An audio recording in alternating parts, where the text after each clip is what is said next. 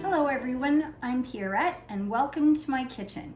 Today we are making almond cake in honor of my friend Beck's birthday.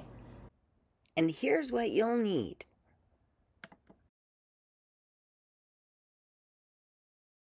So we're going to start, this recipe is very simple.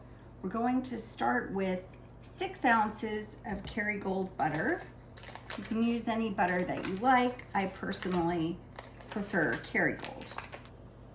So this would be 4 ounces, just cutting it this way, and then 2 more. So we're going to use 3/4 of a package. Dump it into the mixer.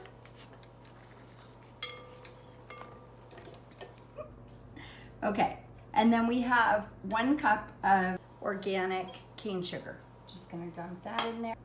We're gonna mix it up until it's much lighter in color. They call this creaming the butter and sugar. And this takes several minutes, so hang tight. So while the butter and sugar are creaming, I'm going to take a second and prepare my pans for baking. So I have 3 layers of wax paper. You can use parchment paper if you prefer. And I'm going to trace the pan with scissors or a pen and then trim all the way around the inside of the line that I just drew, leaving a 1/4 inch margin. And then I'm going to spritz the bottom of the pan with just a touch of oil and then lay the paper inside. That holds the paper steady. Hit it with a little bit more oil, and that's it. Your pans are ready to go.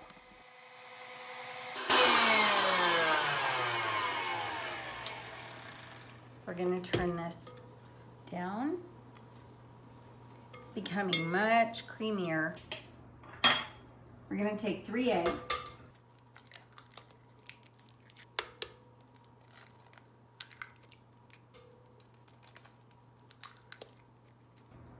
And drop those in.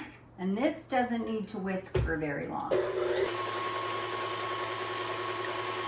I'm gonna scrape down the sides again because we really want to make sure that everything gets mixed. Then we are going to go with a teaspoon of vanilla. I got this decanter because I thought it was just prettier. And I have a giant bottle.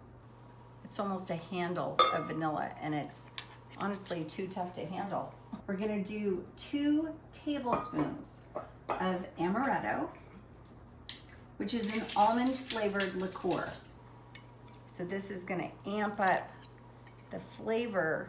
We're going to mix in our flour. We're going to alternate it with buttermilk, and we need 3/4 of a cup of buttermilk.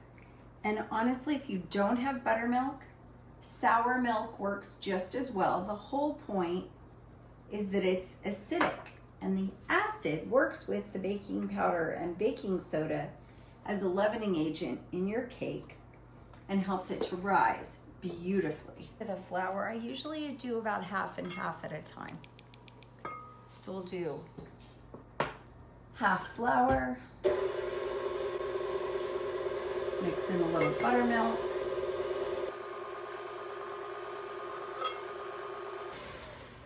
and then I'm going to dump in the rest of the flour and stir in the buttermilk while it mixes.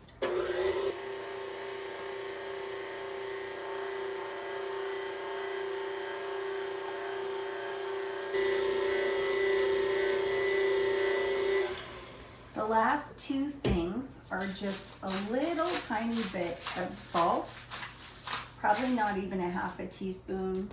And salt is optional. Not everyone likes to add salt when they're baking. I don't typically, but for this cake, I felt like it would be a nice contrast. We don't want it to be too sweet.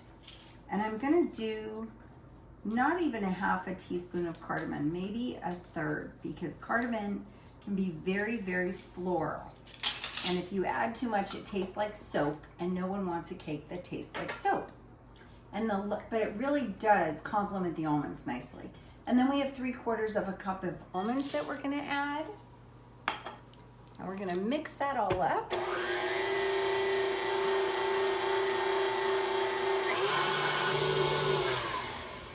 do want to let them go long enough that they break up a little bit, but not so much that there are no chunks left.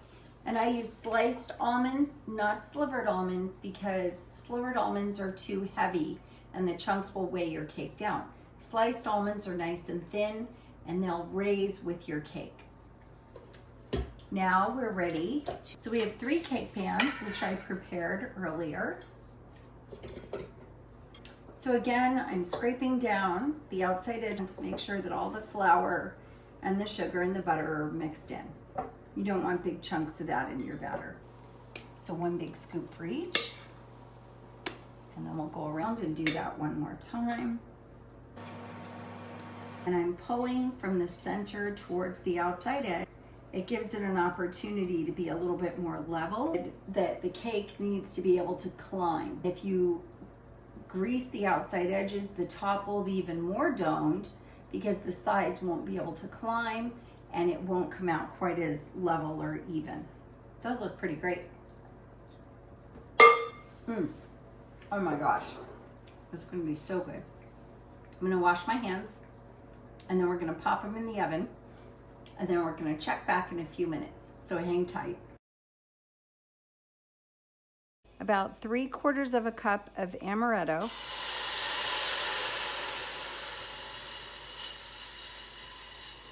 And I'm gonna keep an eye on it and let it reduce down until it makes a really thick syrup, and we will drizzle that over the top of our buttercream frosting.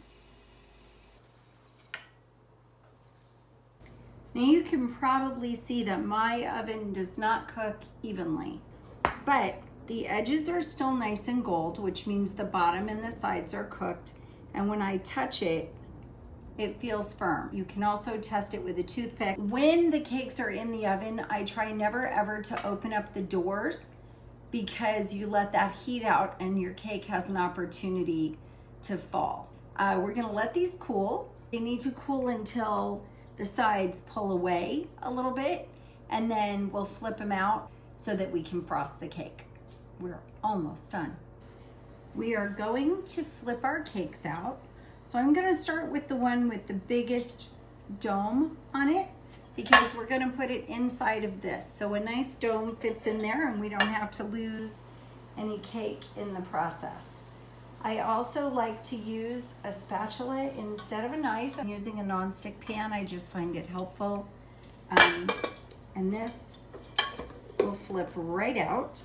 And then the wax paper that we lined it with earlier comes right off. We're going to use this cake pan to let this one cool. So we just flip it over. And again, it lifts right out. And our last cake, and then take this cake pan, flip it over. And this one, the wax paper stayed right in the bottom. So these are already mostly cool because they were so thin. They're about 3/4 of an inch thick, which is gonna make it really easy. Spread our frosting on there. And then I have the Amaretto that I started to reduce. It cooks out all of the alcohol. Bubbling very nicely, starting to resemble maple syrup a little bit in how thick it is. I wanted to show you, I'm gonna do a little trick where you just lift the edge of the cake and tuck a little bit of wax paper under it so that I can frost it without getting frosting all over my plate. And at the end, we'll just pull out these small pieces of wax paper and keep the plate nice and clean for presentation purposes. And now on to frosting. So we have 8 ounces of butter, 1.5 cups of powdered sugar. And we are gonna mix this until it's nice and fluffy. And we gotta start slowly so it doesn't make a cloud of powdered sugar. I'm going to add a 1/2 teaspoon of almond extract. And whip it until the volume increases and it's lighter in color. I think this looks beautiful.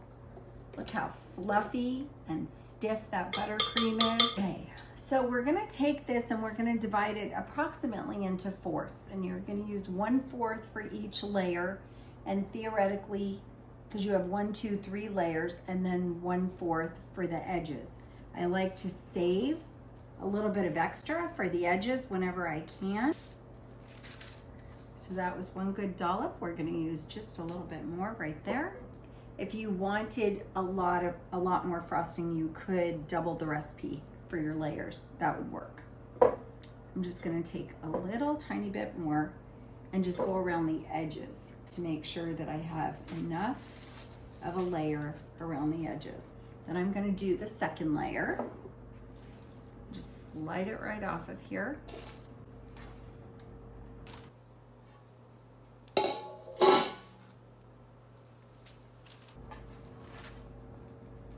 Make sure that you're checking as much as possible that your cake is flat, kind of all the way around if you can.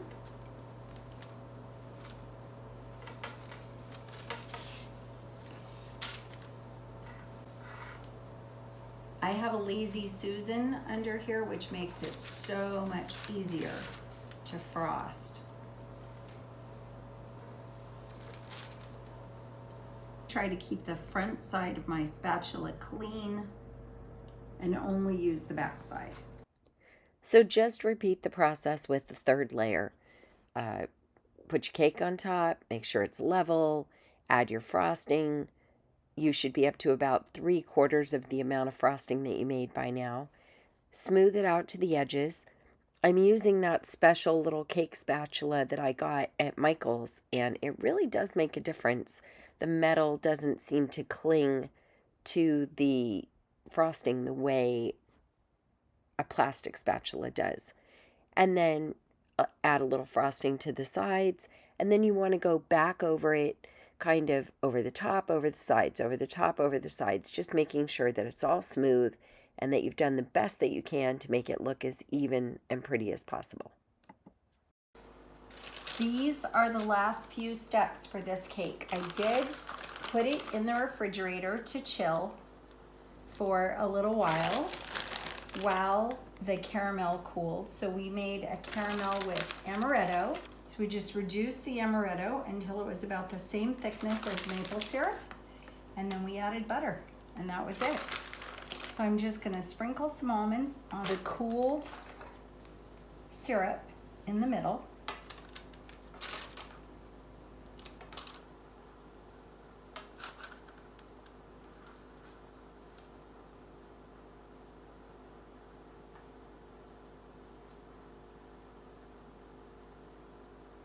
And that's, I can't wait to eat it.